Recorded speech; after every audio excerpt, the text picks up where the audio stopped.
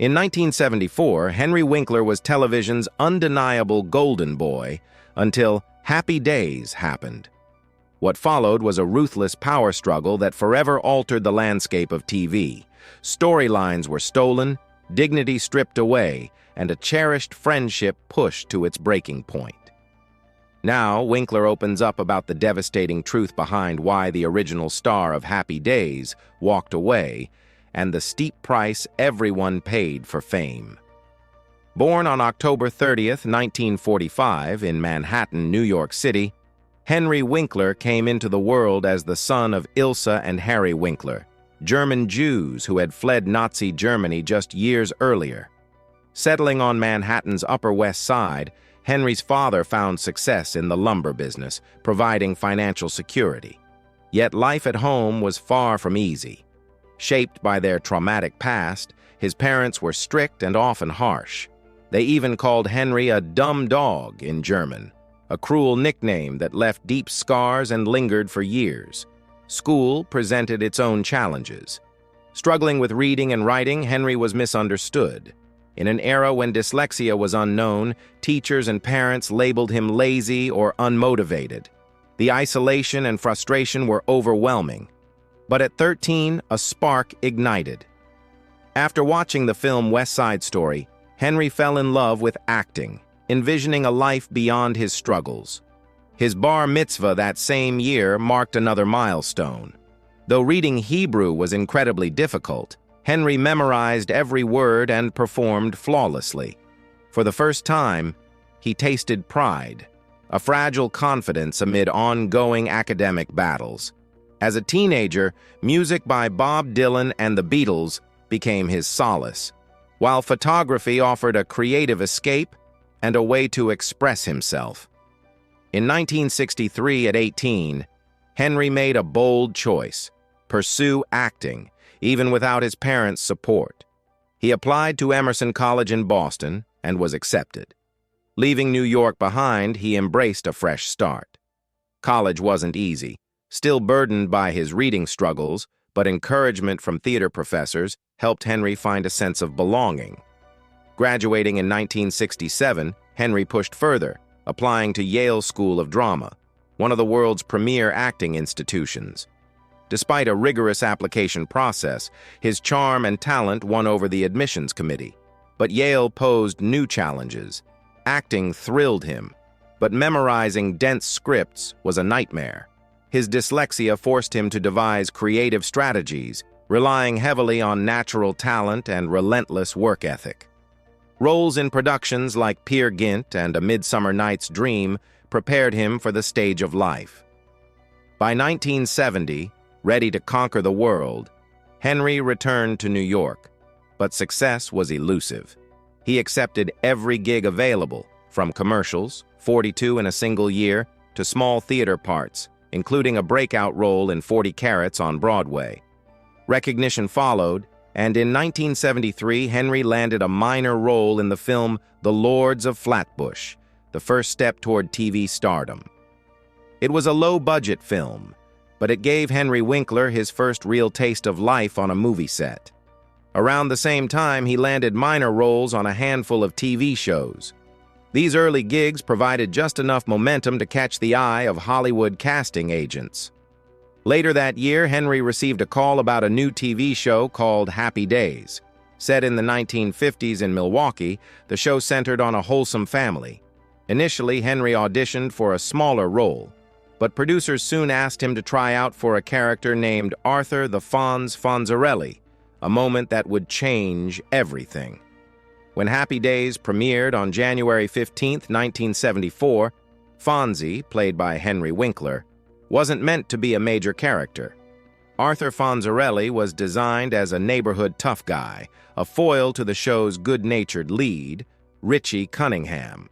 In its first season, Fonzie appeared in only 16 of 24 episodes, often for just brief scenes. Written as a high school dropout, abandoned by his father at age 3 and raised by his grandmother, Fonzie had a rough edge, but wasn't intended to be the centerpiece. Interestingly, Winkler wasn't the producer's first choice. Mickey Dolan of the Monkees was initially considered. But Henry's audition blew everyone away, thanks in part to his now iconic improvisation of the mirror scene, an unforgettable moment that sealed the deal. At 28, relatively unknown and hungry to prove himself, Winkler embraced the role with surprising depth. While the show preserved Fonzie's tough guy persona, subtle moments revealed a softer, more vulnerable side. In the episode Guess Who's Coming to Christmas, Fonzie spends the holidays with the Cunninghams because he's lonely, a glimpse into his humanity that resonated deeply with audiences. Not everyone at ABC embraced Fonzie from the start. Executives worried that his greaser image might send the wrong message, fearing he'd be a bad influence on viewers. As a result, they banned him from wearing a leather jacket unless he was near his motorcycle. To comply, Fonzie often sported a green windbreaker, an ill-fitting compromise that clashed with his character's style. To work around the restriction, writers placed Fonzie's motorcycle in as many scenes as possible, even when it didn't make sense, just so he could wear his iconic jacket. Over time, Fonzie's popularity grew so immense that ABC relaxed the rules. By the second season, the leather jacket was firmly cemented as part of his signature look. As Fonzie's fan base exploded, he gradually took center stage. His catchphrases like "I" and "sit on it" slipped into everyday language. Fans adored how he could fix anything with a casual tap, whether it was a jukebox or a car engine. Kids idolized him, while adults found his charm irresistible. By season 2, Fonzie was no longer a side character.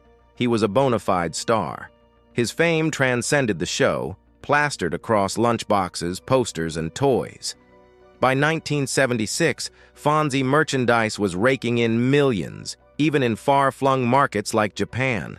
In fact, a 1977 poll shockingly named Fonzie more popular than the Emperor of Japan.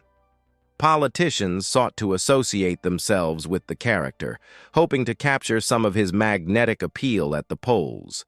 Henry Winkler, the man behind Fonzie, had become one of the most recognizable actors in America. But with fame came challenges, and those challenges were just beginning to surface. As Happy Days increasingly revolved around Fonzie, tensions quietly simmered behind the scenes. Ron Howard, who played Richie Cunningham, the show's original main character, felt sidelined. Richie's role seemed to shrink as Fonzie's star grew brighter.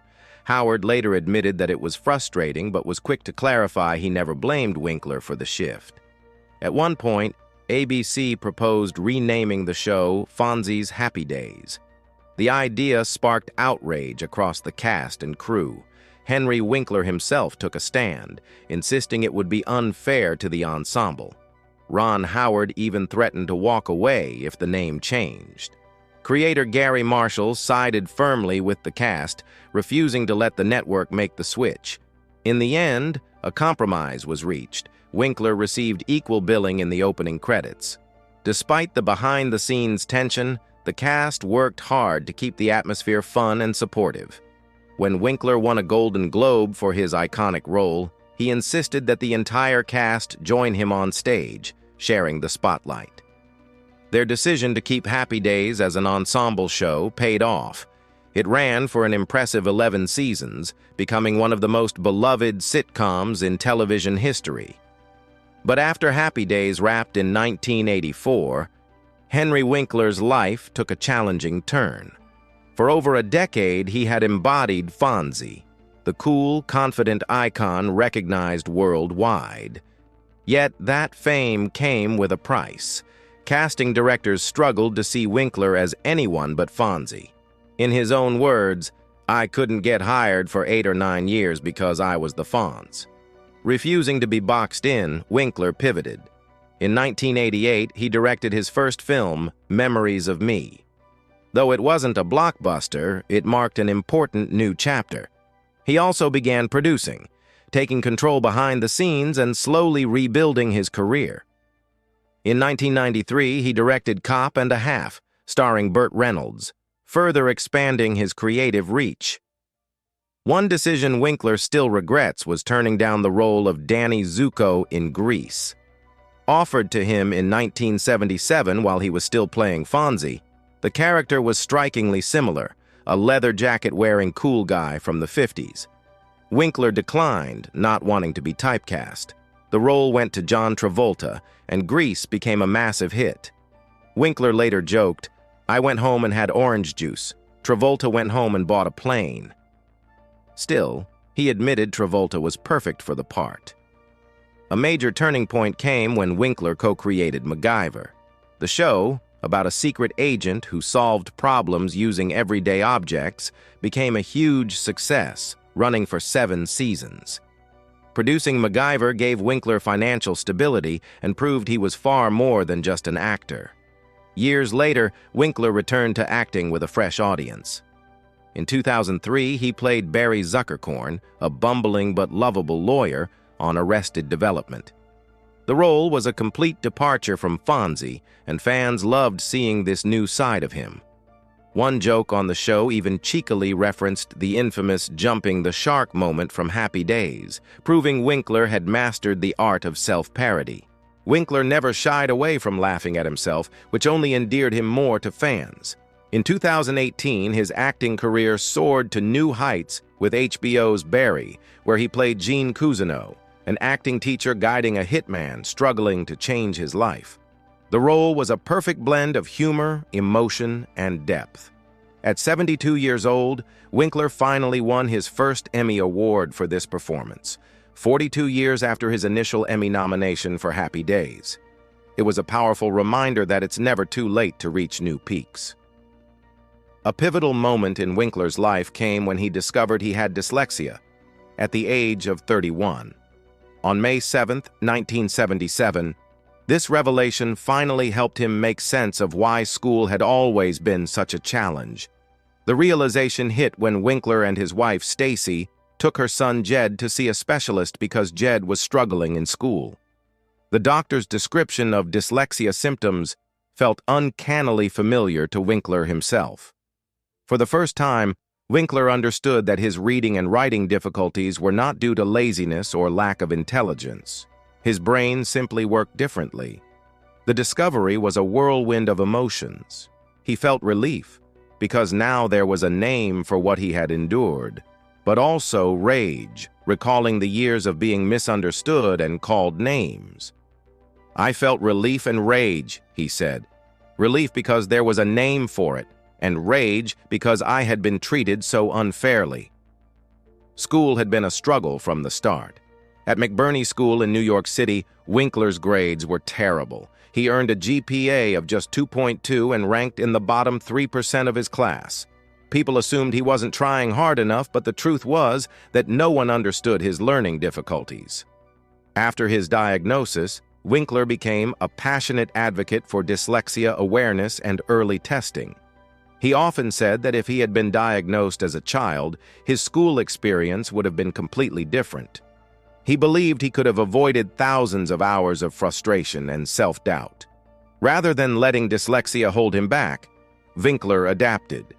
In his acting career, he developed creative techniques to memorize lines, listening to them and repeating them aloud, a method that helped him succeed despite the challenge of reading scripts. Dyslexia affects millions worldwide, yet many remain undiagnosed. Winkler's story highlights the critical importance of awareness and support. Studies suggest that around 20% of people might have dyslexia, but many never receive a diagnosis. By 2025, Winkler had spoken to over 250,000 students, sharing his journey and encouraging young people to face their challenges head-on and discover their unique strengths. Another cornerstone of Winkler's life is his marriage to Stacy Weitzman. They met on August 23, 1976, in a Los Angeles clothing store where Stacy worked. Winkler walked in to buy a sport coat but left with Stacy's phone number instead. He knew immediately she was the one. 2 weeks later, they went on their first date to see a movie, and their bond only deepened. Stacy had a young son, Jed, from a previous marriage, and Winkler embraced the role of stepfather wholeheartedly. They married on May 5, 1978, in an intimate ceremony attended by just 30 guests. Their family grew with the births of 2 children, Zoe, born September 30, 1980, and Max, born August 18, 1983. Raising a blended family came with its challenges, but Winkler and Stacy faced them as a team. Among those challenges was Jed's diagnosis of dyslexia, the catalyst that led to Winkler's own discovery of his learning disability. Rather than being overwhelmed, the family leaned on one another for support and strength. The Winklers became passionate advocates for children with dyslexia. They created a warm, loving home that was always open to friends and family. Their house quickly became a gathering place for many young actors in Hollywood. Making family time a priority, they set firm rules, no work on weekends, so they could focus on being together.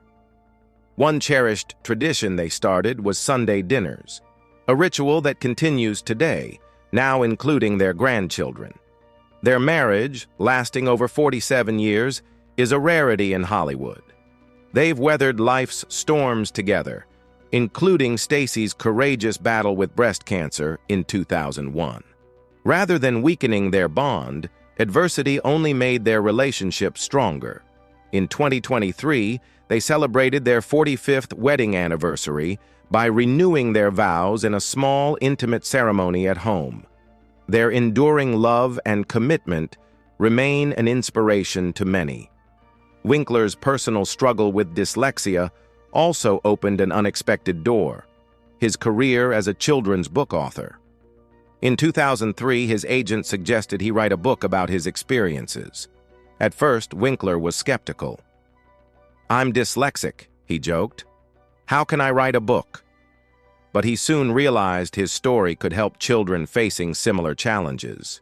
Partnering with experienced author Lynn Oliver, Winkler created Hank Zipser, a character based on his own life.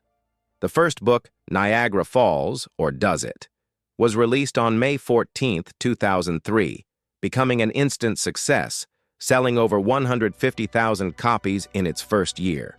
The series eventually grew to 17 books, all chronicling Hank, a boy with dyslexia, and his adventures navigating school and life. Winkler dictated the stories while Oliver wrote them down, ensuring they were funny, relatable, and easy for kids to read. The Hank Zipser books have been adopted by schools worldwide to help children better understand dyslexia. In 2014, Winkler launched a new series called Here's Hank, designed for younger readers. These books use a special font to make reading easier for kids with learning differences. Winkler frequently visited schools to talk about his books and his personal journey, inspiring children to believe in themselves and their abilities. At age 77, on October 15, 2022, Henry Winkler began writing his memoir, Being Henry, The Fonz and Beyond. Working with co-author James Kaplan, he shared his life story. Writing was a challenge due to his dyslexia. He couldn't easily write things down, so he spent countless hours dictating memories to Kaplan. Their collaboration lasted 8 months, often stretching late into the night. Spanning over 256 pages, the memoir revisited Winkler's past, including painful childhood memories and the hurdles of his career. The process forced him to confront moments he hadn't thought about in years. One surprising discovery was how much he had forgotten about Happy Days. He recalled a tense moment during the 3rd season when producers considered renaming the show Fonz's Happy Days. Winkler had always seen himself as part of a team, so this revelation was a shock. He also opened up about how grueling the show's schedule was, working up to 15 hours a day and filming as many as 25 scenes. This demanding routine left little time for family, and Winkler admitted missing many important moments in his children's lives because of work. The memoir didn't shy away from behind-the-scenes drama either. Winkler revealed that his relationship with Anson Williams, who played Potsy, was strained. In 1978, Williams accused Winkler of stealing a comedic moment during a live taping, adding tension to an already intense set environment. Off camera, tensions ran deep. Winkler and Anson Williams, who played Potsy, didn't speak for nearly 2 decades. They finally reconciled during a cast reunion in 1999. Winkler's relationship with Tom Bosley, who portrayed Howard Cunningham, was also strained.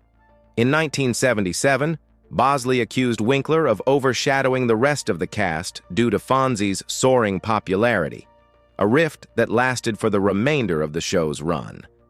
Winkler also shed light on Erin Moran, who played Joni Cunningham, revealing her struggles with substance abuse. He recalled a particular day in 1982 when she arrived on set intoxicated, causing production delays. When Scott Baio joined as Chachi, Winkler initially felt threatened, fearing Baio might steal the spotlight. This led to a subtle competition between the two actors. Winkler also remembered a moment with Donnie Most, who played Ralph Malph during 1980. Most admitted feeling sidelined because his character wasn't receiving enough storylines. In response, Winkler advocated for better scripts to highlight Most's character. Guest stars brought their own memorable moments. Robin Williams auditioned for the role of Mork on October 19, 1977.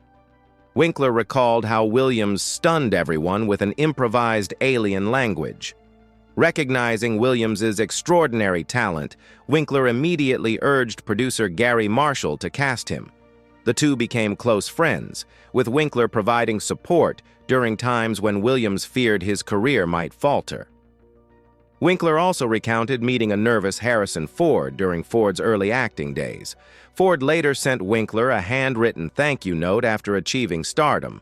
Meanwhile, Ron Howard's experience on Happy Days revealed the darker side of success.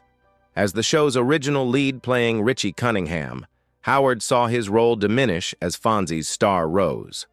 By the mid-1970s, Fonzie had become a cultural icon, and Howard began feeling disrespected by network executives. In a 2021 interview on The Graham Norton Show, Howard explained that while Richie was the original lead, the focus gradually shifted to Fonzie. Promotions and events centered around Winkler, while Howard noticed studio and network heads treating him poorly, both professionally and personally. This treatment was reflected in the show itself. By the 1976 to 1977 season, Richie's role was increasingly reduced in favor of Fonzie-focused storylines. A prime example was the episode Fonzie's Old Lady, which aired on February 1, 1977. Richie played only a minor part, while the story revolved entirely around Fonzie. Things worsened in 1978 when ABC executives proposed renaming the show Fonzie's Happy Days. The suggestion surfaced during a network meeting in July and deeply hurt Howard, then only 24 years old. He even contemplated leaving the show. However, Henry Winkler firmly opposed the name change, and the idea was ultimately abandoned. The media didn't make things any easier. Interviewers frequently asked Howard how it felt to become second class on his own show, fueling his frustration. Despite these constant challenges, Howard maintained professionalism and continued delivering strong performances. For example, in the 1978 episode, Richie Almost Dies, Howard's acting was widely praised for its emotional depth. Yet the strain of feeling undervalued continued to weigh heavily on him, pushing him to seriously consider leaving the show. After the 1979 to 1980 season, Howard made the difficult decision to depart Happy Days as a regular cast member. His final episode, Passages Part 2, aired on May 6, 1980. This departure marked a major turning point for Howard. Though leaving the show was painful, it allowed him to pursue his true passion: directing. He had already dipped his toes into directing with Grand Theft Auto in 1977, but now he could fully focus on building a new career behind the camera. Howard's exit came as a surprise to many, including Henry Winkler. The two had developed a strong bond during their time together, and Howard's departure hit Winkler hard. The day before Howard's final episode aired, he personally called Winkler to share the news. Winkler later described feeling stunned, but ultimately understanding Howard's reasons. Their friendship endured beyond Happy Days. When Howard directed Night Shift in 1982, Winkler visited the set to show his support.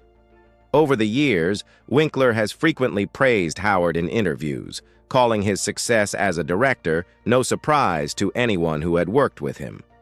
In 2024, Winkler and Howard shared a special moment at the Emmy Awards, marking 50 years since Happy Days first aired.